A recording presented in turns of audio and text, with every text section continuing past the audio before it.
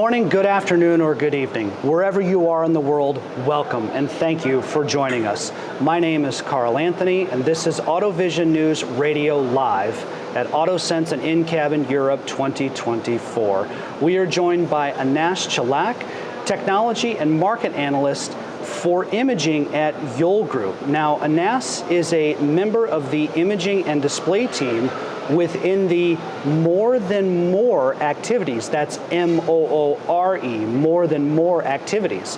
Anas contributes on a day-to-day basis following imaging technology activity to provide market and technology analysis, as well as contributing to the production of relevant reports and projects. Previously, Anas carried out research focusing on integrated mid-infrared photonics platforms, and then later he worked as a research engineer for automotive LiDAR. Anas, welcome to AutoSens and InCabin here in Europe. Good to see you, friend. Thank you, Carl, for having me, and thank you for this nice introduction. Indeed, I always enjoy seeing your insights on LinkedIn and following you there. So now we get to do this in person. So could you provide us with an overview of Yole Group, and then further to that, talk more about your role then as a technology and market analyst within the imaging team? Yes, sure. So at Yole Group, we are a market research company in the semiconductor industry. We offer many services such as technology and market reports, customized consulting, or even teardowns and reverse costing analysis. I am part of the imaging team, so our main focus is on the image sensor market across different industries. Yes. Of course, automotive is one of the main markets that we follow and closely. For example, we try to evaluate and analyze the ecosystem on the level of tier ones, image sensor suppliers, optic suppliers for automotive. We try to see the technology and market trends, and we try to even evaluate the market and forecast it for the next 5 years. Yes, right, correct. And with that automotive imaging market, Anas, how do you see the growth there? How do you see the growth of the automotive imaging market today? What do you see? Yeah, I see really very positive growth potential for the automotive imaging market, mainly driven by the trend of implementing more ADAS function in cars to achieve higher level of autonomy applications. Yes. This will drive the market to implement more cameras per car. Also, I think the automotive industry is having a recovery in terms of car production starting from 2023. This also is helping. So all of this criteria helps the market to even grow in the next years. To give you some numbers maybe, we expect the market to grow from around $5.7 billion to reach around $8.4 billion in 2029. On the camera level, and on the image sensor level from $2.3 billion in 2023 to reach $3.2 billion in 2029. So yeah, I see really positive growth even compared to other markets from consumer or industrial. We think the automotive market has the really biggest growth potential. Absolutely. Anas, a two-part question here. So at the image sensor level, who are the major players in the industry right now? And then further to that, how do you view the current dynamics of that ecosystem? Yeah, so on the image sensor level, actually, we have Onsemi and OmniVision that are present here also in the conference, are leading the market since a long time. But also they are not the one now, because we see the market is really getting very competitive.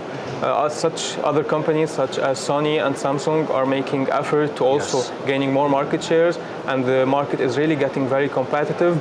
The main reason of that also is, in parallel with the automotive growth, there was a stagnation of the smartphone market and the low growth opportunity, or the low growth percentage for the next years, which really leads to for other companies such as Sony and Samsung to have or to find other growth opportunities, and of course, automotive is one of the main markets that they are looking at.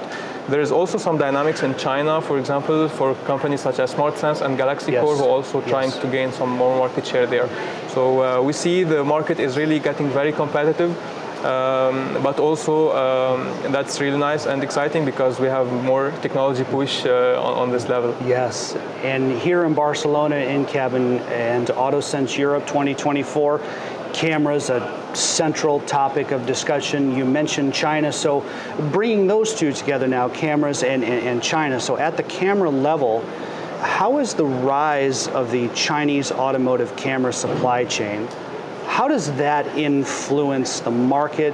And then further to that, to add on to that, what should tier ones be aware of when we're having that conversation? Yeah, you mentioned a really good question, because in China we have really good dynamics in the market.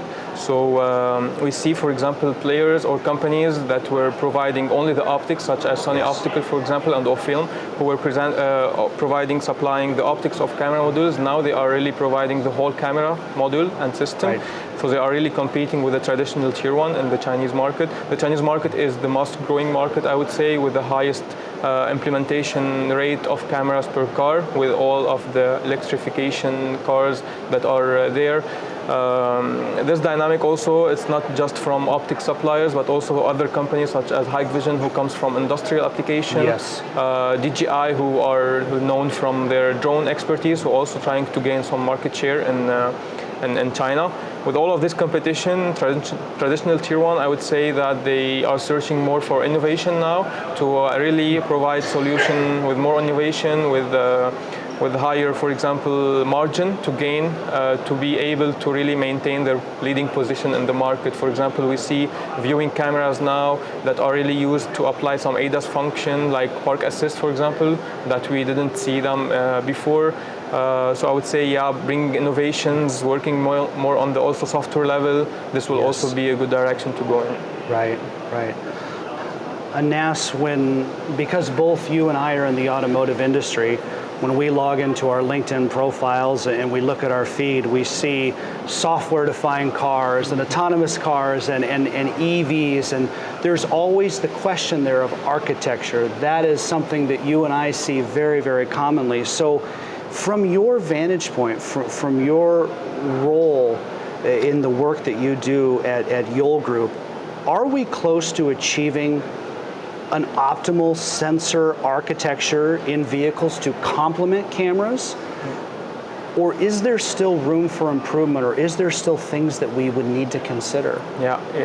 In fact, we are at a stage that each sensor has its own advantages and drawbacks. For example, there is no other sensor that can really get better job done from the camera in terms of object classification or object recognition.